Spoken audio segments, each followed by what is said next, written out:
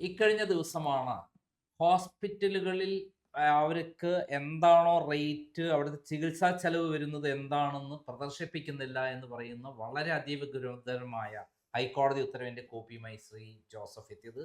Shri Joseph ആരാണെന്ന് അറിയാമല്ലോ നമുക്കെല്ലാവർക്കും.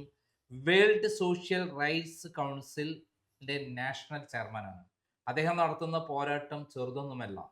ഇപ്പോൾ അദ്ദേഹം വിദ്യാഭ്യാസ രംഗത്തെ തട്ടിപ്പുകളെ കുറിച്ചുള്ള കാര്യങ്ങളാണ് അദ്ദേഹം പറയാൻ പോണത്. നമുക്കറിയാം ജോസഫ് മുണ്ടശ്ശേരിയാണ് കേരളത്തിൽ വിദ്യാഭ്യാസ പരിഷ്കരണം, അതായത് EMS മന്ത്രിസഭയുടെ കാലത്താണ് വിദ്യാഭ്യാസ പരിഷ്കരണം കൊണ്ടുവന്നത്. ഇവിടെയുള്ള സാമുദായിക സംഘടനകളുടെ കയ്യിലുള്ള സ്കൂളുകളിൽ, കോളേജുകളിൽ അവർക്ക് സാലറി കൊടുക്കുന്ന ആരാണ്? ഗവൺമെന്റ് ആണ്. മെയിൻ്റനൻസ് കൊടുക്കുന്ന ആരാണ്? ഗവൺമെന്റ് ആണ്.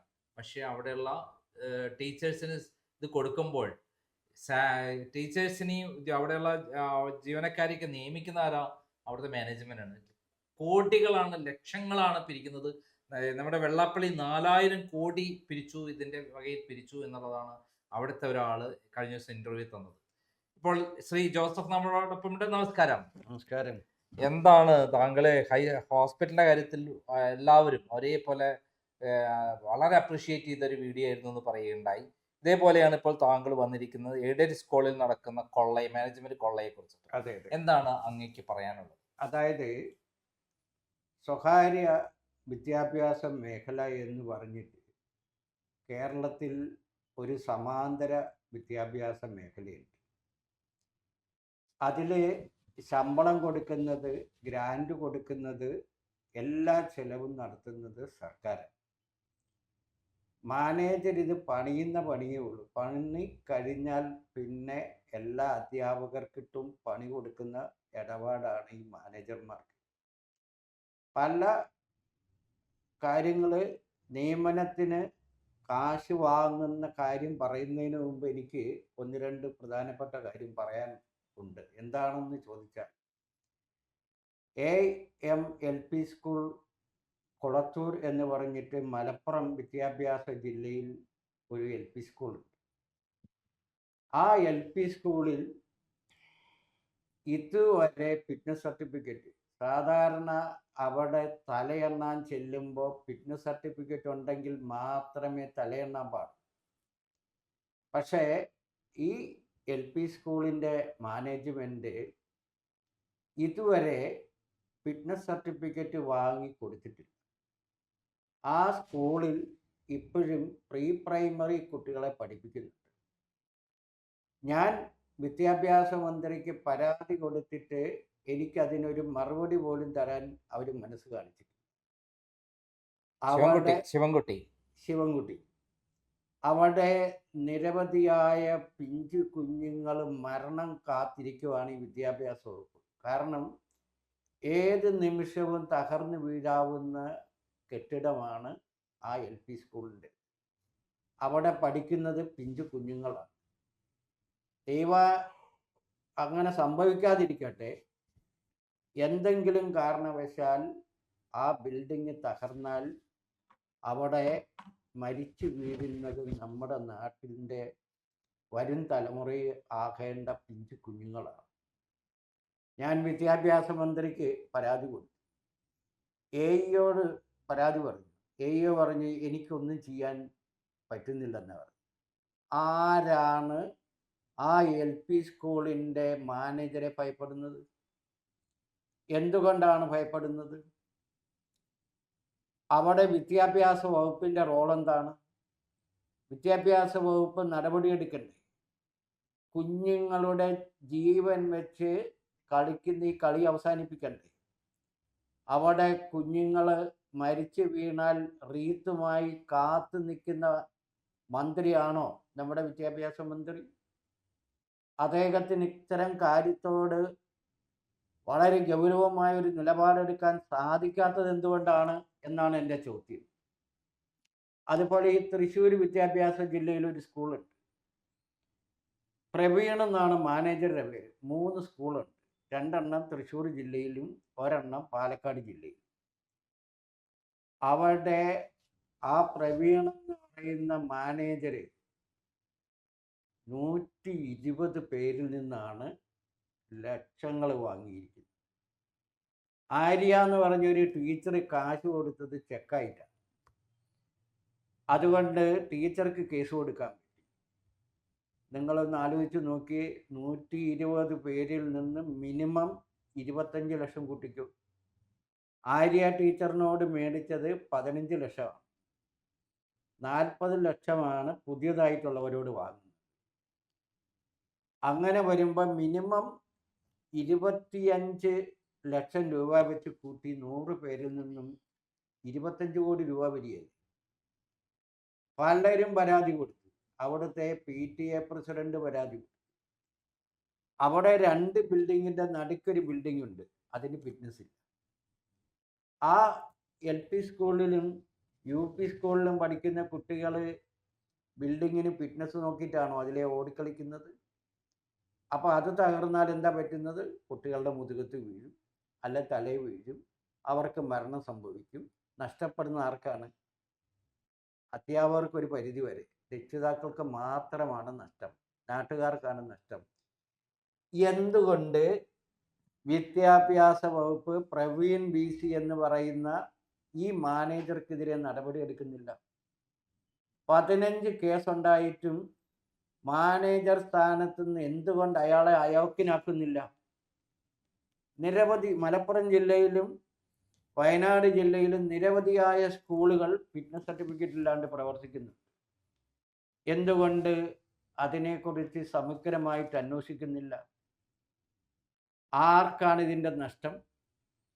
കേരളത്തിലെ സ്വകാര്യ മാനേജ്മെൻറ്റുകൾ പകൽ കൊള്ളയാണ് നടത്തുന്നത്.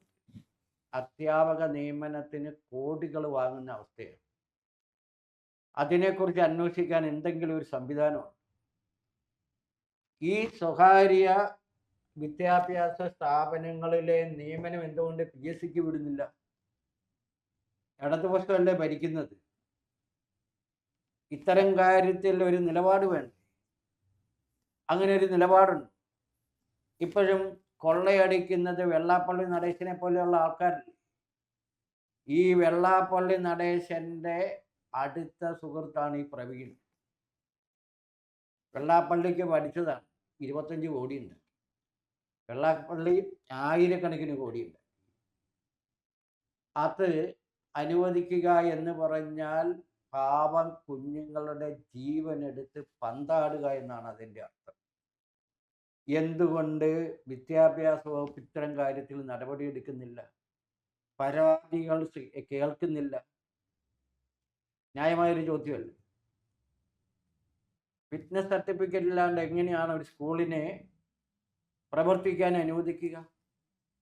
ഈ കാര്യത്തിൽ എന്താണ് വേൾഡ് സോഷ്യൽ റൈറ്റ്സ് എടുക്കുന്ന നിലപാട്? എന്താണ് ചെയ്യാൻ പോണത്? ഇത് മന്ത്രിയുടെ ഭാഗത്തുനിന്ന് ഇതുവരെ നടപടിയൊന്നുമില്ല. പരാതി കൊടുത്തോളം മന്ത്രിക്ക്. അതെ, മന്ത്രിക്ക് പരാതി കൊടുത്ത് മെയിൽ ചെയ്തിട്ടൊരു മറുപടി പോലും കിട്ടിയിട്ടില്ല. വേൾഡ് സോഷ്യൽ റൈറ്റ്സ് കൗൺസിൽ ഇത്തരം കാര്യങ്ങളെല്ലാം ഫൈറ്റ് ചെയ്യുന്നുണ്ട്. അപ്പം അതിന് ഇനി എന്താണ് തുടർ നടപടി എടുക്കാൻ? തുടർ നടപടി കോടതിയിൽ പോകണം.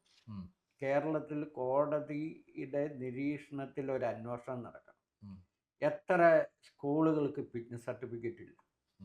ഫിറ്റ്നസ് സർട്ടിഫിക്കറ്റ് ഇല്ലാതെ എങ്ങനെ ഈ സ്കൂളുകൾ പ്രവർത്തിക്കുന്നു? അതായത് സ്കൂളുകൾക്ക് മെയിൻ്റനൻസ് അത് കൊടുക്കുന്നതല്ലേ ഗവൺമെന്റ്? അതെ, മെയിൻ്റനൻസ്. അതായത് പ്രൈവറ്റ് സ്കൂള് ആയിട്ട് പോലും അതിന്റെ മെയിൻ്റനൻസ് ഗവൺമെന്റ്. ഗ്രാൻഡ് എന്ന് പറഞ്ഞാൽ ഒരു കുട്ടിക്ക് ചെറിയ തുക വെച്ചിട്ടേ കൊടുക്കുന്നുള്ളൂ. പക്ഷേ ഈ സ്ഥാപനങ്ങൾ നടത്താൻ ഇറങ്ങി പുറപ്പെട്ടിരിക്കുന്നവരുടെ ബാധ്യതയല്ലേ ഈ സുരക്ഷിത? അല്ല, അതാണ് മാത്രമല്ല അവർ കോടിക്കണക്കിന് രൂപ കാശ് വാങ്ങുന്നുമുണ്ട്. അപ്പൊ അവർ കുട്ടികളുടെ സുരക്ഷിതത്വം ഉണ്ടാക്കേണ്ടത് വളരെ അത്യാവശ്യമായ കാര്യമാണ്. അതിലാണ് വേൾഡ് നമ്മുടെ സംഘടന ഫൈറ്റ് ചെയ്യാൻ പോകുന്നത്. ഇത് ഞങ്ങൾ വിപുലമായിട്ട് അന്വേഷിക്കുന്നുണ്ട്. കേരളത്തിലെ ടോട്ടൽ ഇതേപോലെ 10,000-കണക്കിന് സ്കൂളുകളുണ്ട്. ഈ സ്കൂളുകളൊക്കെ പല സ്കൂളുകളുടെ സ്ഥിതി ഇതേപോലെ ഗുരുതരമായ അവസ്ഥ. ഒരു അന്വേഷണം നടത്തിയാൽ ഞെട്ടിക്കുന്ന വിവരങ്ങൾ പുറത്തു വരും. അത് ഹൈക്കോടതിയുടെ നിരീക്ഷണത്തിലും ഹൈക്കോടതിയുടെ ഗൗരവമായ നിലപാടിലും അന്വേഷിച്ചാൽ നമുക്ക് ഞെട്ടിക്കുന്ന വാർത്തകൾ പുറത്തു വരും. അതായത് നമ്മുടെ പാവപ്പെട്ട ആൾക്കാർ കൊടുക്കുന്ന നികുതി പണം കൊണ്ടാണ് ഇവിടെ ഈ പൈസയൊക്കെ അവിടെ അധ്യാപകർക്കും നോൺ ടീച്ചിങ് സ്റ്റാഫിനെല്ലാം കൊടുക്കുന്നത്. ഉം. കോടിക്കണക്കിന് രൂപ ഓരോ വർഷവും ഓരോ മാസം കൊടുക്കേണ്ട പേയ്മെന്റ് കൊടുത്തുകൊണ്ടിരിക്കുകയാണ്. അതെ ആ അതെ സന്ദർഭത്തിൽ ആ കുട്ടികളുടെ സംരക്ഷണത്തിന് വേണ്ട കാര്യങ്ങൾ, സുരക്ഷിതത്തിന് വേണ്ടിയ കാര്യങ്ങൾ ചെയ്യണ്ടേ? അതല്ല എൻ്റെ ഏറ്റവും അത് വലിയ അത് പ്രാഥമിക ബാധ്യതയാണ്. ഫിറ്റ്നസ് സർട്ടിഫിക്കറ്റ് ഇല്ലാണ്ട് ഒരു സ്കൂളിനെ വർക്ക് ചെയ്യാൻ അല്ലെങ്കിൽ സ്കൂളിൽ പ്രവർത്തിക്കാൻ അനുവദിക്കുക എന്ന് പറഞ്ഞാൽ AEO പ്രതിയാണ്, DEO പ്രതിയാണ്, DDI അതായത് ഡെപ്യൂട്ടി ഡയറക്ടർ പ്രതിയാണ്, DPI പ്രതിയാണ്, വിദ്യാഭ്യാസ മന്ത്രി പ്രതിയാണ്. ഇതൊക്കെ നോക്കാനല്ലേ ഇവരെ അവിടെ വെച്ചിരിക്കുന്നത്.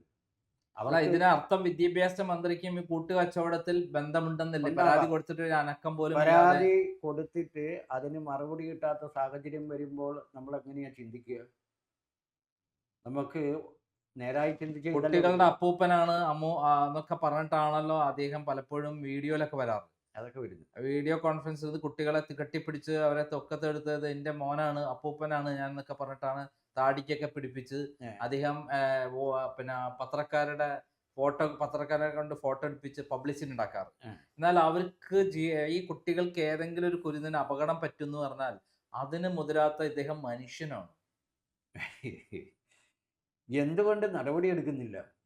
ഇവര് അതായത് ഒരാൾ മന്ത്രിയായാൽ അദ്ദേഹത്തിൻ്റെ പ്രാഥമിക ബാധ്യതയാണ് ജനങ്ങളോടല്ലേ. എന്തുകൊണ്ട് ജനങ്ങളോട് ബാധ്യത കാണിക്കുമെങ്കിൽ ഫിറ്റ്നസ് സർട്ടിഫിക്കറ്റ് ഇല്ലാണ്ട് സ്കൂൾ നടത്താൻ പാടില്ല? അതിന് കാരണം ഈ സ്കൂളുകളിൽ കിട്ടുന്ന അധ്യാപകരുടെ പേരിലൊക്കെ വാങ്ങുന്ന പൈസേന്റെ ഓരി അവിടെ എത്തുന്നുണ്ടാവും കൃത്യമായിട്ട്. അവർക്ക് വേക്കൻസി ഉണ്ടാക്കി കൊടുത്താലല്ലേ. അതെ, ഇവിടെ CPM-ൻ്റെ തൃശ്ശൂർ ജില്ലയിൽ CPM-ൻ്റെ MLA-യോട് അവിടുത്തെ PTA പ്രസിഡന്റ് പോയിട്ട് പരാതി പറഞ്ഞു. അവിടെ ഒരു ബിൽഡിങ്ങിന് ഫിറ്റ്നസ് സർട്ടിഫിക്കറ്റ് ഇല്ല, ഇങ്ങനെ കോടിക്കണക്കിന് രൂപ അഴിമതി നടത്തുന്നു. ഒരു ടീച്ചർക്ക് 15 കൊല്ലമായിട്ട് ശമ്പളമില്ല. 15 കൊല്ലമായി ശമ്പളം വാങ്ങിക്കൊണ്ടിരുന്ന ഒരു ടീച്ചറെ അവിടുന്ന് വേറൊരു അതേ മാനേജ്മെൻറ്റിൻ്റെ സ്കൂളിലേക്ക് മാറ്റി. എന്നിട്ട് കഴിഞ്ഞ 8 മാസമായിട്ട് ജിനി ടീച്ചറിന് ശമ്പളമില്ല. അതിൽ കേസിന് പോയി. ടീച്ചറിന് ശമ്പളം കൊടുക്കണം, കോടതി വിധി വന്നിട്ട് ആ വിധി നടപ്പിലാക്കാൻ AEO തയ്യാറായിട്ടില്ല. എന്തുകൊണ്ട്? അപ്പോൾ AEO ആർക്ക് വേണ്ടിയിട്ടാണ് പ്രവർത്തിക്കുന്നത്? ഈ പല കാര്യങ്ങളും ഇവരൊക്കെ ശമ്പളം കൊണ്ട് മാത്രം ജീവിക്കുന്നവരാണ്. പണിയില്ലാതിരിക്കുന്നവർക്ക് അത്രയും ബുദ്ധിമുട്ടില്ല. നിലവിൽ ശമ്പളം 10-15 കൊല്ലക്കാലമായിട്ട് കിട്ടിക്കൊണ്ടിരിക്കുന്നവർക്ക് പിന്നീട് ശമ്പളം കിട്ടാതെ വരുമ്പോൾ അവർ ആത്മഹത്യയെക്കുറിച്ച് ചിന്തിക്കുന്നുണ്ടെന്ന് എന്നോട് പറഞ്ഞു. ഞാനും കൂടെ കൂടിയിട്ടാണ് തൃശ്ശൂർ DD പോയത്. DD അന്ന് അവിടെ ഇല്ലാത്തതുകൊണ്ട് DDയുടെ PA കണ്ണൂരുകാരിയായിരുന്നു. അവർ പറഞ്ഞു ഞാൻ ഇടപെടാമെന്ന്. അവർ വിളിച്ചു പറഞ്ഞു, ഒരു നടപടി ഉണ്ടായില്ല. ഇപ്പം എന്തോ അടുത്തടുത്ത് പിന്നെ DDയോ DPI ഒക്കെ ഒരു എൻ്റെ അഭിപ്രായത്തില് ഈ മന്ത്രി ഉത്തരം പറയും. ഇപ്പം അവർ സീരിയസ് ആയ ഒരു കാര്യത്തിന് പരാതി കൊടുത്തിട്ട് അധികം ശ്രദ്ധിക്കുന്നില്ല. അർത്ഥം നാളെ ഈ സ്കൂളുകളിൽ നടക്കുന്ന കുട്ടികൾ ഏതെങ്കിലും കാരണം ഉണ്ടാവാതിരിക്കട്ടെ, ഈ ബിൽഡിംഗ് പൊളിഞ്ഞു വീണ് കുട്ടികൾ മരിക്കുകയാണെങ്കിൽ കൊലപാതക കുറ്റത്തിന് കേസെടുക്കേണ്ടത് ആരുടെ പേരിലാണ്? വിദ്യാഭ്യാസ മന്ത്രിന്റെ പേരിലാണ്. അദ്ദേഹത്തിന് കൃത്യമായ വിവരം കൊടുത്തിട്ടും കൃത്യസമയത്ത് നടപടി എടുക്കാതെ വന്നാൽ വിദ്യാഭ്യാസ വകുപ്പിന്റെ ചുമതലയുള്ള മന്ത്രി എന്ന നിലയിൽ ശിവൻകുട്ടി അപ്പം ബബ്ബ അടിച്ചിട്ട് കാര്യമില്ല. കാരണം ഇപ്പൊ സ്കൂൾ അടയ്ക്കാനായി. അല്ലെങ്കിൽ വിദ്യാഭ്യാസ മന്ത്രിയിലേക്ക് ആരാണ് മന്ത്രിയൊക്കെയെന്നുള്ളത് അതായത് നമ്മുടെ ജനാധിപത്യത്തിന്റെ ശ്രീകോവിൽ എന്താണ്, നിയമസഭയാണെന്ന് പഠിപ്പിച്ചു കൊടുത്തിട്ട് കുട്ടികൾ പഠിപ്പിക്കുന്നത്. ആ ശ്രീകോവിലിൽ സ്പീക്കറുടെ ഡൈസ് അടിച്ചു പൊളിച്ച് ട്രിപ്പീസ് കളിച്ച് ഉടുതുണി ഇല്ലാതെ വീണ ഒരാളാണ് വിദ്യാഭ്യാസ മന്ത്രി. ആ വിദ്യാഭ്യാസ മന്ത്രിയെ കണ്ടിട്ടാണ് കുട്ടികൾ വളരുന്നത്. പിന്നെ ആ വിദ്യാഭ്യാസ മന്ത്രിക്ക് മനുഷ്യത്വം എന്നുള്ള സാധനം ഉണ്ടാവും. എന്നിട്ട് ഇങ്ങനെ ഒരു പരാതി കിട്ടി നടപടിയൊന്നും എടുക്കുന്നില്ല പറഞ്ഞാൽ അർത്ഥം അദ്ദേഹം ആ സ്ഥാനത്തിരിക്കാൻ യോഗ്യനല്ല എന്നുള്ളത് തന്നെയാണ്. ഇറങ്ങിപ്പോയിക്കൂടെ ഇവർക്കൊക്കെ? ഈ എന്നു ചോദിച്ചാൽ നമ്മൾ ഒരു നീതി ലഭിക്കുമെന്നുള്ള ഒരു പ്രതീക്ഷയിലാണല്ലോ പരാതികൾ കൊടുക്കുന്നത്. അല്ല, നമുക്ക് വേറെ പണിയില്ലേ? എന്തായാലും ഇത് കോടതിയിൽ എത്തും എന്നുള്ള കാര്യത്തിൽ യാതൊരു സംശയമില്ല. ഇപ്പം എല്ലാവിധ പിന്തുണയും ക്രൈം അറിയിക്കുകയാണ്. ഈ വലിയൊരു സംഭവമാണ് ഇപ്പോൾ പുറത്തു കൊണ്ടുവന്നത്. ആദ്യത്തെ സംഭവം മെഡിക്കൽ രംഗത്തെ ഭയങ്കര കൊള്ളയെക്കുറിച്ചാണെങ്കിൽ ഇപ്പോൾ വിദ്യാഭ്യാസ രംഗത്തെ കൊള്ളയെക്കുറിച്ചുള്ള കാര്യമാണ് താങ്കൾ വളരെ ഗൗരവമായിട്ട് പുറത്തു കൊണ്ടുവന്നിരിക്കുന്നത്. എല്ലാ ഭാവങ്ങളും നേരുന്നു, സംഘടനയ്ക്കും ഭാവങ്ങളും നേരുന്നു. നന്ദി, നമസ്കാരം.